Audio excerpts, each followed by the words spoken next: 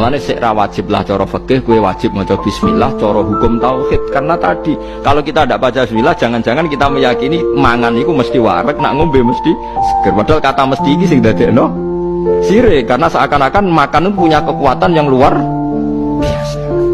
Paham sih kalau maksud? Karena bismillah itu penting sekali, sangat-sangat penting. Ini penting karena tadi kenapa terus setan muta-muta tadi sebenarnya setannya ya seperti kita kan biasa, jenenge wong ra di dhuwit ya ora iso ayem, wong nak ra mangan ya lesu. Mosok ape mangan donga. Kita kan sudah dengan entengnya ngomong gitu. Kita ini sebagai muslim biasa ngomong gitu kan lucu kan. Di saat yang sama kamu yakin Allah punya makhluk yang jenenge malaikat tanpa makan bisa hidup. Lalu kalau ada protes, tapi kan manusa kok malaikat. Lho bedane apa dalam mata Tuhan? Bisanya gitu juga karena kekuasaan Allah. Manusa bisanya gini juga karena kekuasaan Allah. Tidak ada bedanya.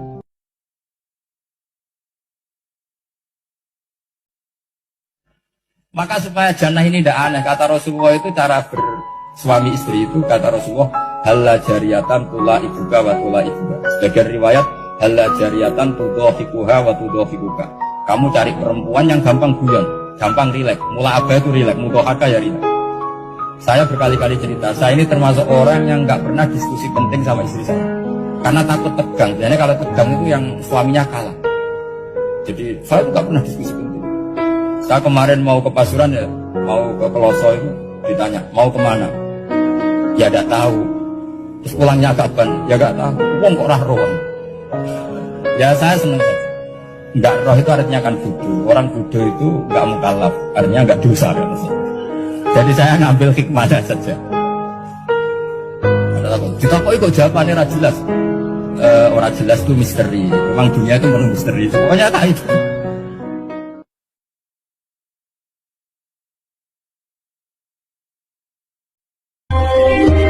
Nakal untuk wong nakal, wong apik untuk wong apik, tapi biasa deh. Adate ngoten, tapi nak takdir ya akeh wae wong apik untuk wong elek untuk wong apik. Jadi ora iso, terus saiki wong ra oleh rabi mantan wong nakal ora iso. Mergo ngeten iki rungono tenan iki. Zaman Nabi Sugeng itu ya sudah ada dua teori. Ana wong wedok nakal nak dirabi wong lanang apik, engko sing apik katut nakal. Tapi ya ana tenan wong wedok nakale mergo ora ana sing dina, nek dirabi wong saleh dadi apik. Potensinya sama-sama ada.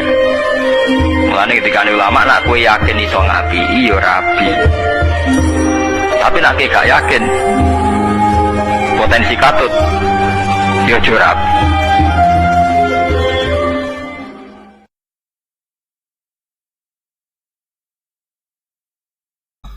Allah itu Tuhan yang begitu fair. Untuk menjadi Tuhan Allah mempersilahkan, ada kualifikasi Tuhan. Jadi boleh dikompetisikan itu boleh kata Allah. Gak apa-apa kamu ngaku Tuhan gitu kata Allah. Tapi nak ngaku pangeran itu paling gak ya direputasi lah. Ada verifikasinya. Dimulai dari apa? Ya kalau jadi Tuhan itu setidaknya bikin langit bumi, aturannya gitu. Jadi kalau daftar bupati ya daftarlah ke KPU. Masa tahu-tahu jadi apa? Tuhan kemudian tidak punya prestasi bikin langit bumi.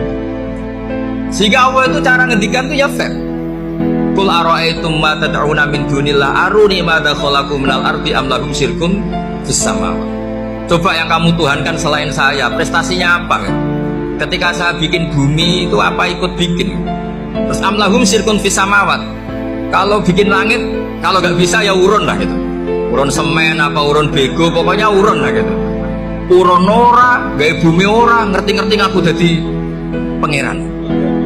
Nah, aku lihat buranakum. Jadi, ya kan ya lucu kan. Misalnya syarat kiai di Salafiyah kan keluarga Kiai As'ad, cucunya ngaji ngalim. Orang keluarga Kiai As'ad itu punya, aku kiai utama di Salafiyah. Oh mesti di penjara bilang. Lah yo gak gawe langit bumi, gak ada prestasi, terus ngaku sebagai apa? Tuhan. Sehingga fair.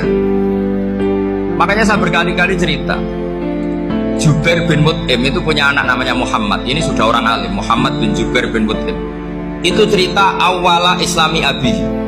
Mut'im itu orang pinter sekali. Saking pinternya dia jadi delegasinya orang Quraisy datang ke Rasulullah sebagai negosiator untuk membebaskan Asra Badrin, tawanan perang apa? Badar. Yang namanya disuruh itu pasti orang pinter. Dan delalah Nabi pas sholat maghrib itu baca wattur wa kitabim mastur sampai am khalaqus samawati wal ard. Ya kalau kamu jadi Tuhan ya setidaknya menciptakan langit bumi lah. Namanya jadi Tuhan ya ada persyaratan ya. Paling tidak punya reputasi menciptakan langit bumi. Atau kalau jadi Tuhan setidaknya reputasinya itu nggak diciptakan yang lain. Am khuliqu min ghairi syai'in. Ini jadi Tuhan kok punya bapak, punya ibu. Ini jadi Tuhan kok lahirnya di bumi, ada tanggal lahirnya, ada tahun. Masa jadi Tuhan kok dulu buminya pokoknya walhasil. Akhirnya Nabi ketika salam sholat maghrib, dia datang, ya Rasulullah, akalku habis oleh ayat yang barusan kau baca. Sudah saya Islam saja. Argumentasi selain Allah Tuhan itu batal.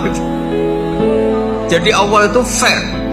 Gak apa-apa kalian ngaku Tuhan tuh gak apa-apa, tapi tunjukkan prestasi kamu apa. Aruni madza khalaqu minal ardi am lahum syirkun bersama.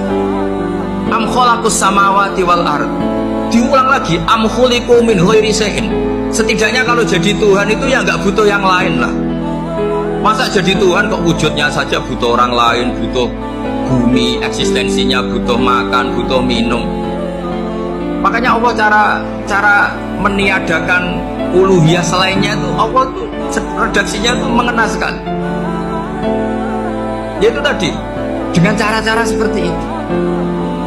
Sebagian ayat disebutkan ma asyadtuhum khalqas samawati wal ardi wala khalqa anfusihim. Wong Tuhan kok nggak punya reputasi bikin langit, bikin bumi, bahkan untuk menciptakan dirinya sendiri saja nggak bisa. Ya sudahlah, kamu tidak usah ngaku Tuhan, nggak level kata Allah gitu. Akhirnya terus ditemukan Tuhan yang sejati, yaitu wal awwalu wal akhiru wal dhahiru wal batin. Nah, itu yang Mut'im ini tadi termasuk orang yang sangat cerdas sekali. Padahal itu bacanya bukan pas basul masail, enggak. Nabi pas sholat maghrib, juga bukan pas ceramah, enggak. Tapi itu didengarkan.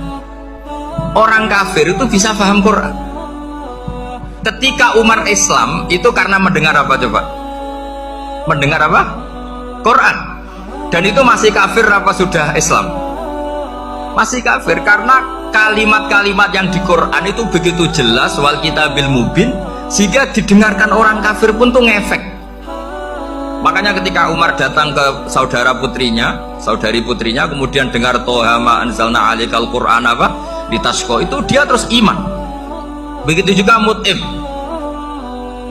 Itu ketika dengar Nabi baca surat At-Tur ya langsung iman.